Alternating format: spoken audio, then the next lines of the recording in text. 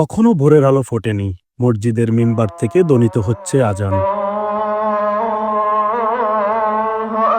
চিরচেনা ব্যস্ত শহরে শুরু হয়নি মানুষের আনাগোনা। কুয়াশায় মোড়ানো চারপাশ। তখনও শহরের জিরো পয়েন্টে শতিনেক মানুষের জটলা। তাদের কেউ এই শহরের বাসিন্দা কিংবা স্থানীয় নয়, দেশের নানা প্রান্ত থেকে এসেছেন। তারা জড়ো হয়েছে নিজেদের শ্রম বিক্রি করতে। প্রতিদিন ভোর হওয়ার আগেই ফেনী শহরের পানকেন্দ্র টাং রোড, খেজুর চত্বর ও দোয়েল চত্বরে জমে উঠে শ্রম বেচা কেনার এই হাট। এই বছর ফেনীতে পানি উঠার পর থেকে আর কাজ কাম নাই। আমরা অনেক খেতে খাওয়া মানুষ, আমরা অনেক কষ্ট করি। এখানে আমাদের অনেক বদলে মানুষ, সবাই বউ বাচ্চা নিয়ে কষ্ট করে। এখন কোনো কাজ নাই, কাম নাই। এখানে পণ্যের মতো দর কষাকষি করে বেচা কেনা হয় মানুষের শ্রম। এই যেন হালামলের দাসপতার মতো। সময় পাল্টেছে, কিন্তু এখনো যে টিকে আছে হাজার বছরের পুরনো সেই প্রথা। হাটে আগতদের সাথে কথা বলে জানা যায়, খুলনা, বাগেরহাট, দিনাজপুর, রংপুর, সিলেট সহ বিভিন্ন এলাকা থেকে এসেছেন তারা। তাদের কেউ নদী ভাঙনের শিকার, কারো আবাদি জমি নেই, কেউ বা প্রান্তিক কৃষক। এ সময় সেখানে কাজ না থাকায় একটু বাড়তি রোজগারের আশায় তারা এখানে এসেছেন।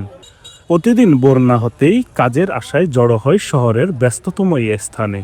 চলতে থাকে পণ্যের মতো দর কষাকষি। আমি বহুত বছর এরশাদের আমল হইতে আমি ফেনীতে থাকি, কিন্তু আগে কাজ কাম আমরা করতে পারতাম ঠিক মতন, মেলতে রুজি রোজগার বাড়ি ও খরচ খরচা চালাইতে পারতাম। এখন কাম কাজ মেলে না, খরচ খরচা চালাইতে পারি না। পরিস্থিতি খারাপ। 500 টাকারও যে কাম করে ভাই, 1 কেজি তেলের দাম 200, 1 কেজি মাছে কিনতে গেলে 250 টাকা লাগে। দিন শেষে সারাদিন কাজ করে 200-250 টাকা ঠিকই ভাই। কাজের টাকার অভাবে ভাই বিয়েই করতে পারি নাই ভাই। প্রতিদিন একই স্থানে এসে জড়ো হওয়ার সুবাদে নিজেদের মধ্যে তৈরি হয় হৃদ্যতা। কখনো কয়েকজন মিলে দল ধরে, আবার কখনো 2-1 জন মিলে গল্প আড্ডা মাতিয়ে রাখেন নিজেদের। শ্রমিকদের এই হাট ঘিরে সকালে জমে উঠে শীতের ফিটা, ফান সিগারেট ও চায়ের ভ্রাম্যমাণ দোকান। বেডি বেডি পর্যন্ত মাটি ফেলামো, এরপর বেডি বালাই দিব আর কি। এই জন্য লোক নিতে এসেছি আর কি। দাম মনে করেন এরা 600 টাকা চাইতেছে বা 750 টাকা চাইতেছে। আমি 550 টাকা বলছি, এখন 600 টাকা করে দুইজন নিচ্ছি আর কি। ফেনীতে সাধারণত ধান কাটা ও ধানের চারা রোপণের মৌসুমে শ্রম বিক্রির জন্য ভিড় করেন শ্রমজীবী মানুষ।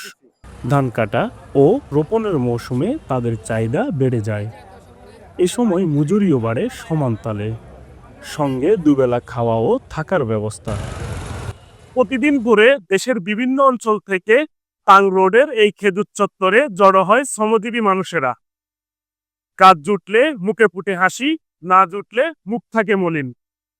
জাহিদ রাজন, বাংলা ভিশন ডিজিটাল, ফেনী।